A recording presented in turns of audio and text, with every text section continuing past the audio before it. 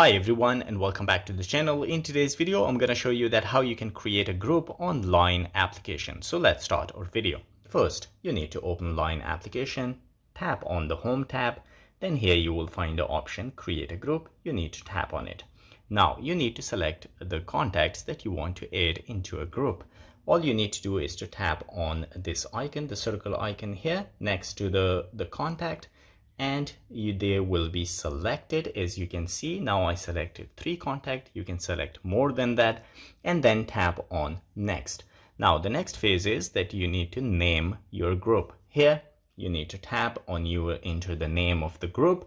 Then if you want to change the profile photo of the group, you need to tap on the camera icon and you can select from your gallery, or you can even take a picture. So once you've done that, everything is done.